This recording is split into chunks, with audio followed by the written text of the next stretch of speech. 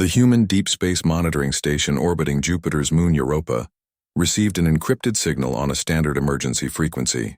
Captain Marcus Sullivan and his communications specialist, Dr. Lisa Hammond, immediately decoded the message to find it was a desperate plea for help from an alien vessel called the Sovereign Harmony. The alien crew, the Veltharians, were a peaceful, technologically advanced species that had never engaged in warfare. Their ship had been attacked by the Krell Dominion, a militaristic empire that had been subjugating star systems across the sector.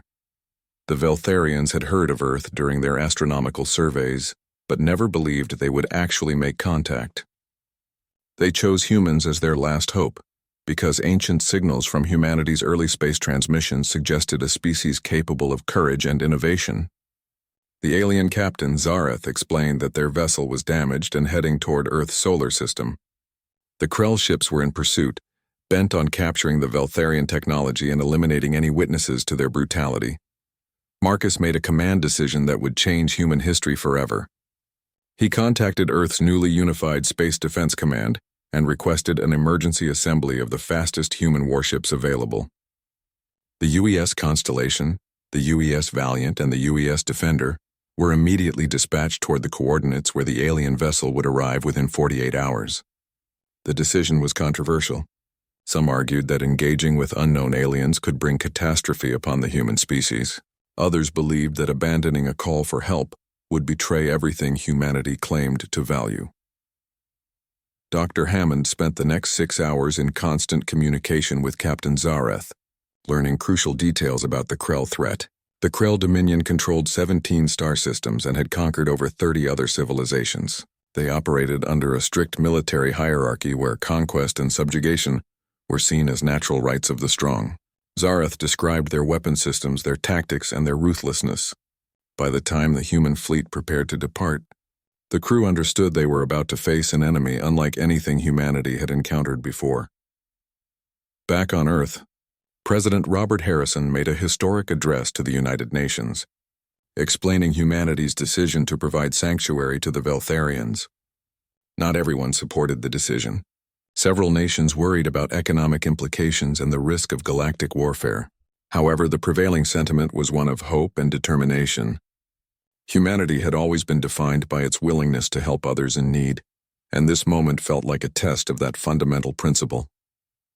When the Veltharian ship emerged at the edge of Earth's solar system, it was already severely damaged. The Krell forces were closing in rapidly with 3 massive warships, each the size of a small moon. The human vessels intercepted the alien craft and established a defensive perimeter around it. Dr. Hammond personally communicated with Captain Zareth, and an alliance was struck between 2 species meeting for the first time under the shadow of destruction. The Krell commander, Vortax, transmitted a standard ultimatum with cold precision: surrender the Veltharians immediately or face obliteration. The message was backed by a show of weapons that made even experienced human commanders pause. Commander Jennifer Walsh of the UES Constellation, a veteran with 30 years of military service, gave a response that would echo through the galaxy for generations. She refused to abandon the alien refugees and began coordinating a defense strategy with the human fleet. The first battle was intense and brutal. Human missiles clashed with Krell energy weapons in a spectacular display of destructive power. The Veltharians provided technical support, interfacing with human computer systems to share advanced targeting data. Their knowledge of Krell vulnerabilities proved invaluable. Lieutenant Colonel Nathan Cross led a tactical squadron through an asteroid field, using the humans' superior knowledge of their own system to their advantage. The Krell had never encountered such resourceful opposition. Human pilots demonstrated an almost reckless courage that startled the Krell strategists. They made maneuvers that sacrificed safety for tactical advantage. They fought not just to win, but to protect. The Krell expected enemies to prioritize self-preservation, but humans charged into danger to save allies. This fundamental difference in mindset created tactical confusion among the Krell command structure. After 3 hours of intense combat, the Krell forces realized that these humans were far more dangerous than anticipated. Their ships were smaller and less powerful individually, but they coordinated with remarkable synchronization. The Krell lost 2 support vessels and damage to their flagship before Vortax made the decision to retreat. However, before withdrawing, The Krell commander transmitted a message that carried clear intent. They would return with a larger force, and Earth would be marked for conquest and punishment. The human fleet pursued the retreating Krell ships until they jumped into hyperspace. A cheer erupted across all human vessels. They had won their first battle against a superior force. However, Commander Walsh knew this was only the beginning. The Krell would not forget this humiliation, and they would return far better prepared. With the immediate threat neutralized, the Veltharians were granted asylum on Earth. Their arrival caused global upheaval that took weeks to stabilize. Scientists wanted to study them. Religious leaders debated spiritual implications. Politicians negotiated treaties. Military strategists questioned their trustworthiness.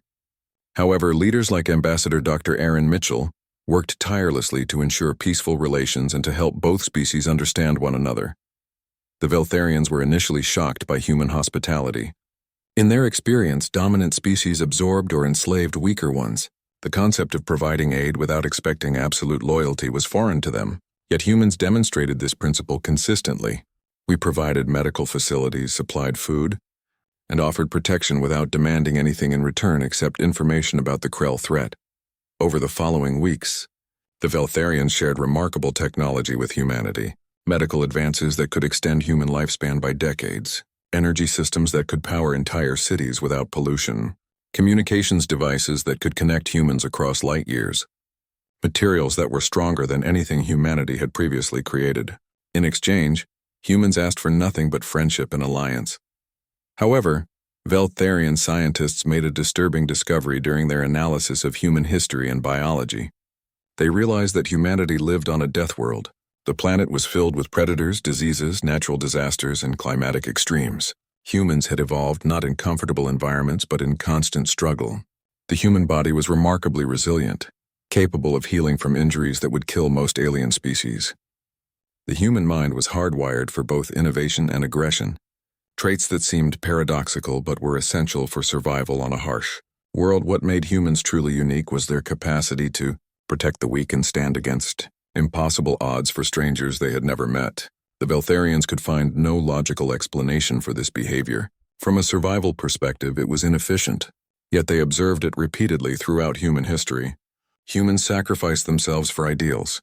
They fought against overwhelming odds, not for conquest but for freedom. They chose to help others even when it cost them dearly. Captain Zareth addressed the United Nations Assembly in a historic moment. He stood before the representatives of Earth and explained that the Veltharians had viewed the universe as a place where the strong dominated and the weak submitted. They had never fought because fighting against tyranny seemed futile when facing overwhelming power, but humans had shown them something they had never witnessed before: a species willing to sacrifice itself for principles rather than for survival alone. The revelation spread through human society like electricity through a circuit. Scientists like Dr. Victoria Grant began studying the implications of humanity's aggressive biosphere and how it shaped human psychology. Anthropologists examined human history through the lens of death world evolution. Authors, philosophers, and leaders worldwide debated their place in the galaxy. Humans were not the most advanced species, nor the oldest, but they were something unexpected to the civilized galaxy. Warriors born from a world that demanded they be so. The understanding that humanity was fundamentally different created a new sense of purpose. Humans began to see themselves not as primitive interlopers in a civilized galaxy, but as the death world defenders, the species that the oppressed could turn to for help. It was a heavy burden, but it was also profoundly inspiring. The Veltharians used their extensive networks to contact other peaceful species being subjugated by the Krell dominion. Word spread quietly through hidden communication channels. One by one, species began to respond to Earth's invitation to form a coalition against Krell aggression. The Talmech, a species of brilliant engineers and builders, offered to help construct a human fleet rivaling the Krell's technological advantage. The Soren, a diplomatic species known for their wisdom, provided political support and helped negotiate other alliances. The Xanthi, warriors who had rebelled against Krell control, offered military expertise and hardened veterans. Captain Marcus Sullivan was promoted to admiral and given command of the newly formed coalition fleet. His trusted officer, Lieutenant Commander Sarah Winters, became his tactical advisor. The Talmec provided designs for hybrid ships combining human ingenuity with alien technology. Human engineers like Gregory Patterson and his team worked around the clock to construct these vessels. The results were formidable ships that proved more adaptable and resilient than pure Krell warships. They were smaller, faster, and more innovative in their weapons configurations. Nations on Earth unified their militaries into a single defensive force for the first time in modern history. American, Russian, Chinese, European, African, and South American military officers worked alongside one another, preparing for an existential threat. Nationalist tensions that had divided humanity for centuries were set aside in the face of a common enemy. Colonel Derek Hamilton trained human pilots to push the boundaries of combat tactics in zero-gravity environments. Major Catherine Rivers led a special operations unit designed to conduct asymmetrical warfare against the Krell, using unconventional tactics that emphasized human flexibility and creativity. The training was rigorous and often brutal. Humans pushed their bodies and minds to limits previously thought impossible. Many candidates failed the training program, but those who succeeded became legends. Young pilots like Captain Linda Brooks demonstrated exceptional skill and bravery. Tactical officers like Commander Henry Foster developed strategies that incorporated the unique capabilities of multiple alien species, while leveraging human adaptability.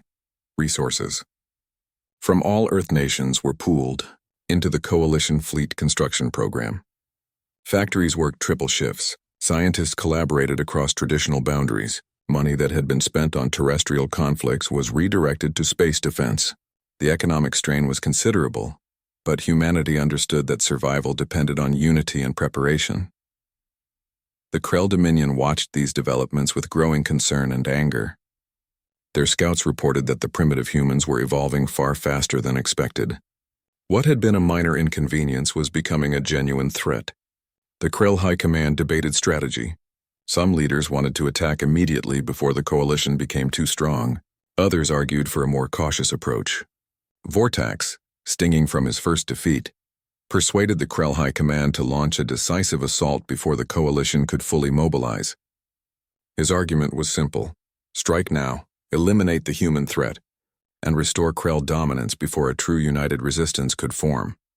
The coalition fleet received intelligence about the impending Krell assault through the Veltharian networks. Admiral Sullivan used this knowledge to position human and allied forces strategically. He knew the battle would be fought near Mars, and he used that knowledge to prepare the arena. Human ships were stationed in tactical positions. Weapons were loaded. Pilots reviewed strategies countless times. The entire galaxy seemed to hold its breath, waiting for the collision between the old order and the new. The Krell Armada arrived with 5 massive battleships and dozens of support vessels.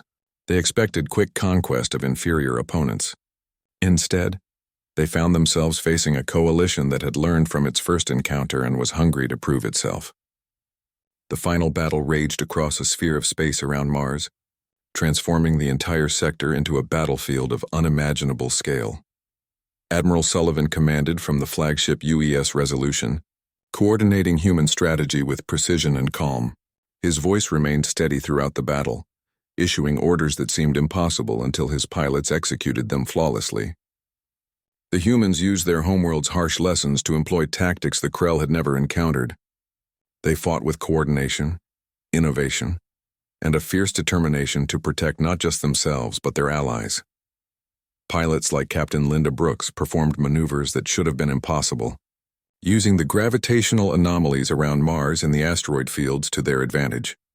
Krell commanders found that their sensors could not predict human movements because humans seemed willing to take risks that violated standard survival protocols. Humans would dive toward gravitational hazards to gain tactical positioning. They would sacrifice their own shields to protect allied vessels. They would charge directly at superior firepower to buy time for coordinated strikes. Engineers rerouted power systems faster than Krell computers could adapt to the changes. When a section of a human ship was damaged, crew members would instantly reprogram the systems to function without that section. Krell ships, relying on complex computer algorithms, struggled with rapid changes. The human approach was more primitive but far more flexible. The Talmec ships provided cover fire while human vessels executed dangerous close-range strikes. The Veltharians hacked Krell defense systems with methods developed specifically for alien technology. For the first time in centuries, the Krell faced an enemy that refused to break and could not be intimidated. The battle raged for 6 hours. Hundreds of vessels clashed. Thousands of beings fought.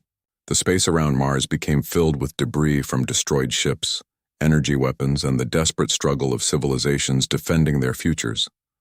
Human pilots died performing heroic acts. Alien soldiers fell protecting human ships. The cost was staggering.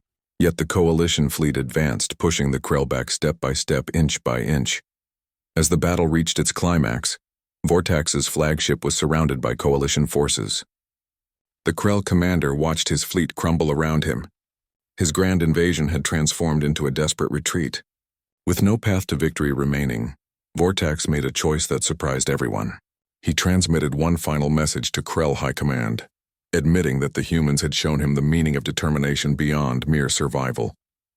He explained that the Krell philosophy of domination through might had met an opponent for whom might was only one tool among many. Intelligence, adaptability, sacrifice, and principles had proven superior to raw power. Vortax chose to stand and fight rather than retreat, a decision that cost him his life but proved that even the Krell could learn something from contact with Earth. His death became a symbol of the old order giving way to the new. The Krell fleet was shattered. The surviving ships retreated to Krell space in complete disarray. For the first time in recorded galactic history, a Deathworld species had defeated a galactic empire. The victory came at great cost. Thousands of human soldiers had fallen. Hundreds of coalition ships were destroyed. The Veltharians had lost many brave warriors. The Talmech had sacrificed entire engineering divisions. Yet the celebration that erupted across the galaxy was profound and genuine. The oppressed species danced in the streets of their worlds. Human cities on Earth erupted in parades and celebrations that lasted for days. Admiral Sullivan stood on the observation deck of the UES Resolution, watching the damaged ships being towed toward repair stations. Colonel Derek Hamilton approached him, exhaustion written across his face. They did not speak for several minutes. They simply looked out at the aftermath of the battle they had just won. Finally, Hamilton said that Earth had announced itself to the galaxy. They were no longer a species that could be ignored or underestimated. The United Nations established an official position of Secretary General of the Coalition of Worlds, and President Harrison delegated Ambassador Dr. Aaron Mitchell to the role. The diplomatic apparatus was immediately engaged in negotiating peace treaties with the Krell, establishing trade routes with new allies and managing the integration of advanced technology into human civilization. Some of this integration went smoothly. Other aspects created social upheaval and required careful management. The Krell dominion was fractured by the defeat. Some Krell leaders advocated for continued hostility toward the coalition. Others recognized that the age of Krell domination had ended. A new faction within Krell society emerged, younger leaders who questioned the old ways and wanted to negotiate peace. Vortax's sacrifice had created space for this internal transformation. Within months, diplomatic channels were opened. Within a year, a peace treaty was signed that ended Krell expansion and granted autonomy to conquered worlds. Humanity became known throughout the galaxy as the Deathworlders, the species from the harsh blue world that had saved the galaxy from tyranny. The term was not always spoken with admiration at first. Some feared humanity, some resented the shift in power dynamics.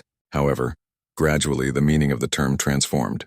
It became synonymous with courage, justice, and sacrifice. Young beings across the galaxy looked to humanity as an example of what was possible when a species refused to accept oppression. Marcus Sullivan retired from active command but remained as an advisor and mentor. He watched as human officers trained new coalition pilots. He saw humanity gradually take its place as a guardian species, not through conquest but through the consistent application of principles and protection of the weak. Other species began to adopt human military tactics, not just because they were effective, but because they embodied values of cooperation and innovation. Dr. Lisa Hammond continued her work in cross-species communication, ensuring that the bonds formed during the crisis were maintained and deepened. The Veltharians established a permanent embassy on Earth and formed deep friendships with human counterparts. Cultural exchanges began. Children from different species learned alongside one another. The future seemed bright and filled with possibility. Years later, historians would look back at this period and identify it as the moment when humanity came of age as a galactic species, not because they had conquered others or acquired vast territories, but because they had chosen to answer an alien call for help, and, in doing so, had changed the galaxy forever. The Deathworlders from Earth had proven that in a universe where might often made right, there was still room for compassion, courage, and principle. Retribution had followed for the Krell's arrogance, but more importantly, a new era of peace and cooperation had begun, with humanity standing as its guardian and moral compass among the stars.